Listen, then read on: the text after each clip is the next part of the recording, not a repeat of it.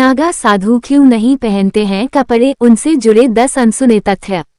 कुंभ मेले के कवरेज में आपने कई बार देखा होगा कि नागा बाबा कपड़े नहीं पहनते हैं और पूरे शरीर पर राख लपेटकर घूमते हैं। उन्हें किसी की कोई शर्म या हया नहीं होती है, वो उसी रूप में मस्त रहते हैं। नागा साधु हिंदू धर्मावलंबी साधु हैं जो कि नग्न रहने तथा युद्ध कला में माहिर होने के लिए प्रसिद्ध हैं। ये विभिन्न अखाड़ों में रहते हैं जिनकी परंपरा आदिगुरु शंकराचार्य द्वारा की गई थी। 1. नागा शब्द का अर्थ ही होता है नंगा। ये साधु पूरी तरह नग्न अवस्था में रहते हैं और यही इनकी पहचान है। वे स्वयं को ईश्वर का देवदूत मानते हैं और उनकी उपासना में खुद को लीन कर लेते हैं कि उन्हें कपड़ों से कोई मतलब नहीं होता है।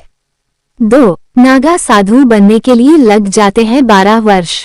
नागा पंथ में शामिल होने के लिए जरूरी जानकारी हासिल करने में 6 साल लगते हैं।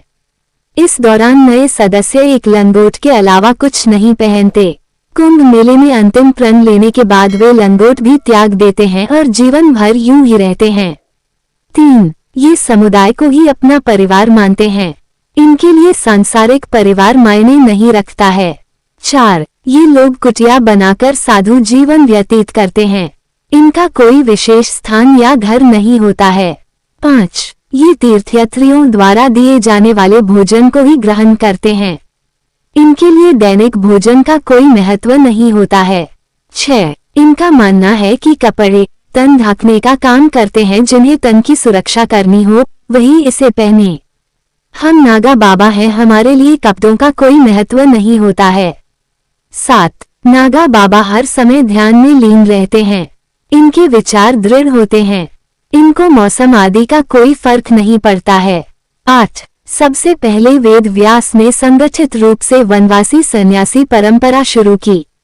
उनके बाद शुकदेव ने, फिर अनेक ऋषि और 9 संतों ने इस परंपरा को अपने अपने तरीके से नया आकार दिया। बाद में शंकराचार्य ने 4 मठ स्थापित कर 10 नामी 10 संप्रदाय का गठन किया। बाद में अखाड़ों की परंपरा शुरू हुई।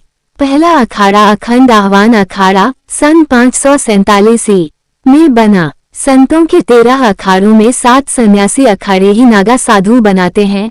ये है जूना, महानिर्वनी, निरंजनी, अटल, अग्नि, आनंद और आवाहन अखाड़ा।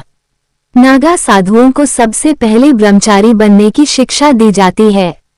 इस परीक्षा को पास करने के बाद महापुरुष दीक्षा होती है। बाद की परीक्षा खुद के यज्ञोपवीत और पिंडदान की होती है, जिसे बिजवान कहा जाता है।